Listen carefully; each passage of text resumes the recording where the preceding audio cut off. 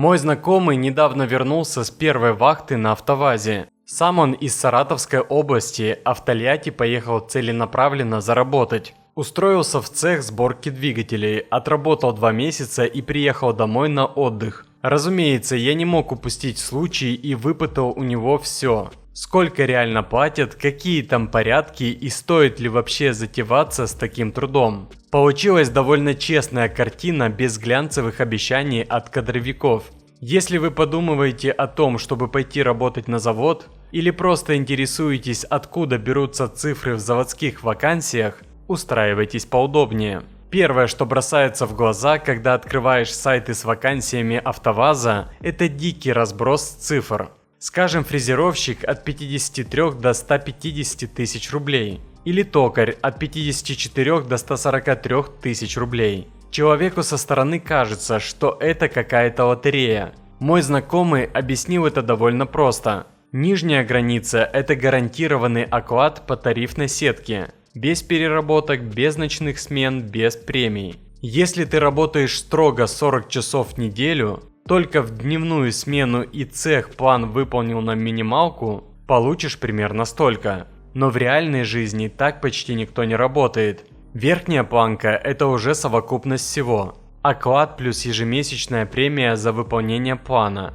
плюс ночные смены, они оплачиваются с повышенным коэффициентом. Плюс переработки, которые на заводе всегда приветствуются. Если ты готов вкалывать по 12 часов, выходить в выходные и брать ночные смены, то вполне можно выйти на 140-150 тысяч. Но это, прямо скажем, нелегкая прогулка. Теперь давайте разберемся с конкретными цифрами по специальностям. Более подробно выложил в телеграм-канале, ссылка в описании. Знакомый рассказал, что самые высокие доходы сейчас у станочников высокой квалификации. Фрезеровщики и токари, особенно те, кто работает на станках с числовым программным управлением, действительно получают больше многих. Их вилка от 53 до 150 тысяч у фрезеровщика и от 54 до 143 тысяч у токаря. Но по его словам, чтобы выйти на 140+, нужно пахать почти без выходных и иметь 5-6 разряд. Слесари-инструментальщики тоже не бедствуют.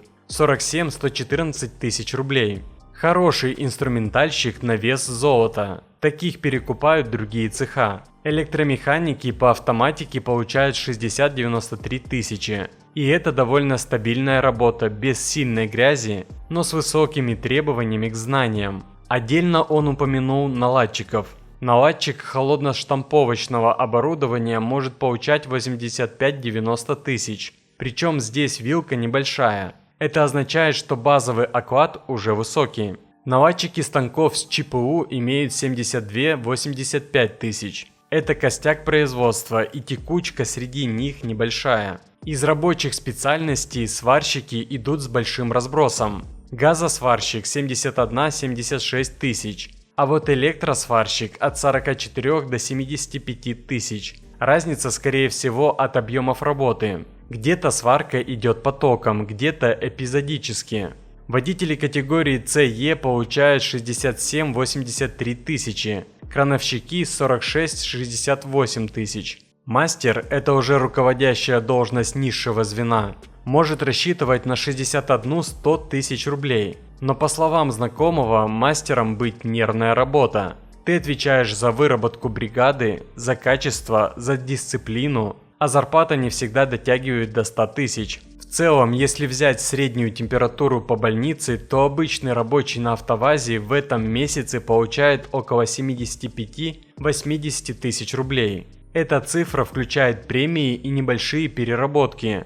Те, кто получает 100+, это либо высококвалифицированные специалисты, либо люди, живущие на работе. Знакомый рассказал, что в январе этого года тарифы подняли на 8%. Это не бог весть что, но на фоне общей инфляции ощутимо. Кроме того, каждый квартал, если цех выполняет план по количеству и качеству продукции, выплачивается премия до 20-25% от оклада. Именно она и дает тот самый скачок от голого тарифа к нормальным деньгам. Еще есть надбавки за наставничество. Если к тебе прикрепляют новичка, доплачивают сверху. Многие опытные рабочие этим пользуются. Берут шефство над молодыми и получают дополнительный доход, не особо напрягаясь физически. Соцпакет присутствует. Добровольное медицинское страхование, правда не самого высшего уровня, но полис есть. Доставка служебным транспортом из разных регионов города. Частичная компенсация обедов в заводской столовой. По словам знакомого, кормят сносно и недорого. Для иногородних, таких как он, есть общежитие, это тоже плюс. Но есть обратная сторона медали. Разумеется, не все так радужно. Знакомый честно признался, работа тяжелая. Смены по 12 часов – норма. Если цех не успевает по плану, могут попросить выйти в субботу. Отказаться можно, но это скажется на премии и отношениях с начальством. Многие перерабатывают, потому что хочется денег. Особенно когда приехал на вахту именно за заработком. Шум, запах масла, постоянное напряжение – это неизбежные спутники любого автозавода. Летом в цехах жарко, зимой сквозняки. Не каждый организм выдерживает такой режим. Текучка среди молодых довольно высокая. Приходят, видят реальность и через пару месяцев увольняются. Остаются те, кто мотивирован деньгами или кому идти больше некуда. Знакомый упомянул, что дисциплина строгая. За опоздание и прогулы штрафуют. Могут лишить премии. С алкоголем на производстве жестко. Если поймают, увольнение мгновенно. Впрочем, он считает это скорее плюсом. Меньше пьяных и травматизма. Я поинтересовался, а как эти зарплаты смотрятся на фоне того же КАМАЗа или ГАЗа. Знакомый сказал, что примерно сопоставимо. На КАМАЗе, по слухам, платят чуть больше. Но и работа тяжелее, а климат в набережных Челнах посуровее Тольяттинского. На ГАЗе в Нижнем Новгороде зарплаты чуть ниже, но и стоимость жизни другая. Если сравнивать с работой в такси или доставке, то завод дает стабильность. В такси можно заработать и 100, и 120 тысяч, но там нет оплачиваемого отпуска, больничного, добровольного медицинского страхования, и заработок плавающий. Сегодня густо, завтра пусто. На заводе ты получаешь 2 раза в месяц четко оговоренную сумму. Для семейных людей с ипотекой это весомый аргумент. Итог. После разговора с приятелем у меня сложилась четкая картина. Идти на завод в этом году стоит, если вы готовы к физическому труду и ненормированному графику. Имеете техническую специальность или хотите ее получить, завод обучает. Цените стабильность и белый доход выше, чем свободу и потенциально большие, но нерегулярные заработки. Живете в Тольятти или окрестностях, либо готовы ездить на вахту из другого региона. Не стоит идти, если вы рассчитываете на легкие деньги или не готовы к жесткой дисциплине. 150 тысяч фрезеровщика – это не подарок, а результат пахоты в 3 смены. Но если вы молоды, амбициозны и хотите зарабатывать руками, АвтоВАЗ дает для этого вполне реальную возможность. По крайней мере, мой знакомый своей первой вахтой доволен. Получил почти 90 тысяч на руки и собирается возвращаться через месяц. А это, пожалуй, лучшая рекомендация.